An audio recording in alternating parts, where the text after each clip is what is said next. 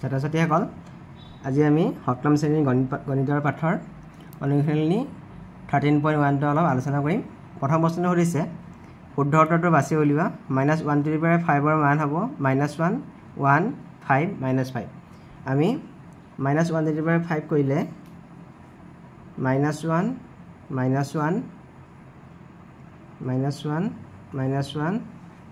-1 পাঁচটা পূৰণ হ'ব। আমি যদি -1 কৰোঁ মাইনাছে মাইনাছে চিনটো প্লাছ হৈ যাব 1 হ'ল এই মাইনাছে চিনটো প্লাছ হ'ল 1 আৰু থাকিলে -1 তাৰ মানে হ'ব 1 ৰ লগত 1 পূৰণ কৰিলে 1 হ'ব আৰু -1 1 ৰ লগত যদি -1 পূৰণ কৰোঁ আনচাৰটো হ'ব -1 গতিকে শুদ্ধ উত্তৰটো হ'ব এইটো। তাৰপিছতে কৈছে -5 to the power 4 ৰ মান হ'ব। আমি যদি কৰোঁ -5 to the power 4 তাৰমানে হ'ব -5 into -5 into -5 into -5 5 5 গুণ 25 মাইনাছ হৈ গ'লে চিনটো প্লাছ হৈ যাব 25 হৈ যাব। ইয়াতো 5 5 গুণ 25 ইয়াত হ'ব 25 হ'ব। 25 লগত 25 পূৰণ কৰিলে হ'ব 625 শুদ্ধ উত্তৰ হ'ব 625 বিটো ইয়াৰ শুদ্ধ উত্তৰ। 2 নম্বৰ প্ৰশ্নটো কৈছে সূচকীয় ৰূপত প্ৰকাশ কৰা। 1 নম্বৰটো কৈছে 5 into 5 5 into 5 ইয়াত 5 পাঁচটা আছে গতিকে 5 to the power 5 এইটো ইয়াৰ সূচকীয় ৰূপ। 2 নম্বৰটো কৈছে 3 দুটা আৰু 2 তিনিটা পূৰণ হৈ আছে গতিকে ইয়াৰ সূচকীয় ৰূপটো হ'ব 3 square into 2 square 2 cube 3 square into 2 cube মানে 3 দুটা পূৰণ হৈ আছে আৰু 2 তিনিটা পূৰণ হৈ আছে। 3 নম্বৰটো হ'ব -2 তিনিটা পূৰণ হৈ আছে আৰু 3 চাৰিটা পূৰণ হৈ আছে গতিকে ইয়াৰ সূচকীয় ৰূপটো হ'ব -2 to the power 3 into 3 to the power 4 ইয়াৰ সূচকীয় ৰূপটো হ'ব -2 to the power 3 into 3 to the power 4। 4 নম্বৰটো আছে বি ইয়াত 1 2 3 4 5টা বি পূৰণ হৈ আছে আৰু চি আছে 3টা গতিকে ইয়াৰ সূচকীয় ৰূপটো হ'ব b to the power 5 into c cube b to the power 5 into c cube. তাৰপিছতে কৈছে a আছে 3টা b 2টা আছে আৰু c 5টা আছে গতিকে ইয়াৰ সূচকীয় ৰূপটো হ'ব a to the power 3 into b to the power 3 into c to the power 4 a to the power 3 b to the power 3 into c to the power 4। ইয়াৰ পিছৰ প্ৰশ্নটো কৈছে 3 নম্বৰ মান নিৰ্ণয় কৰা। 1 নম্বৰটো কৈছে 2 to the power 7 2 to the power 7টো আমি প্ৰকাশ কৰিলে পাম 2 into 2 into 2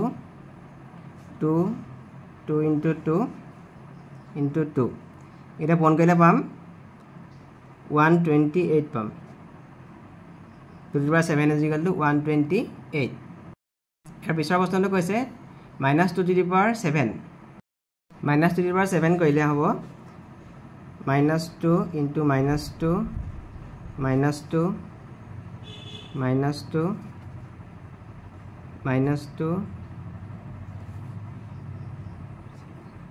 -2 -2 7টা পূৰণ হ'ব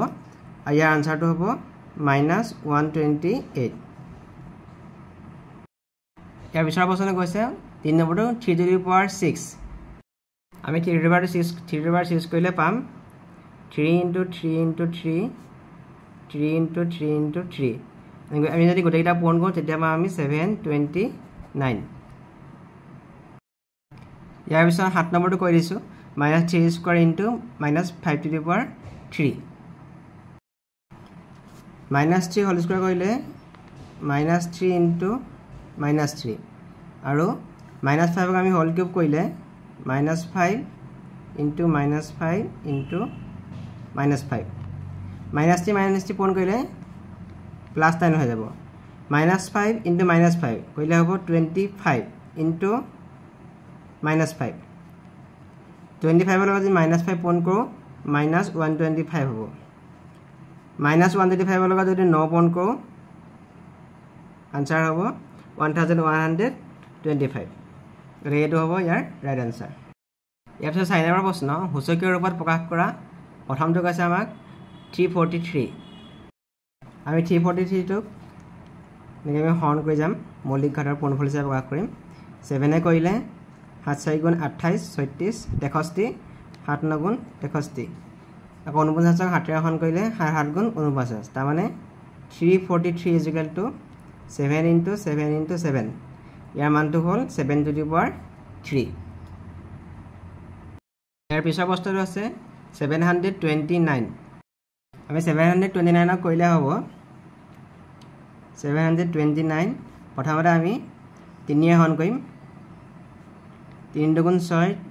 3 4 গুণ 12 3 3 গুণ 9 আকৌ 3 এখন কৰিম 3 8 গুণ 24 3 গুণ 3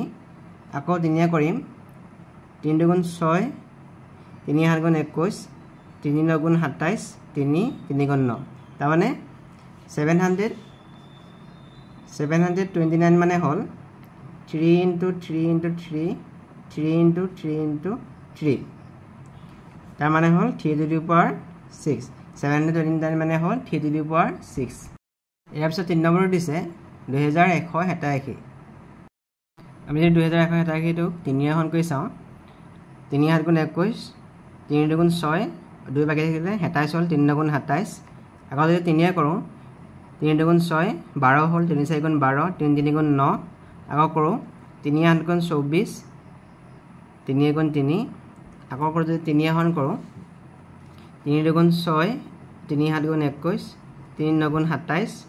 3 3 গুণ 9 তাৰ মানে 2187 মানে হ'ল 1 2 3 4 5 6 7 3 to the power 7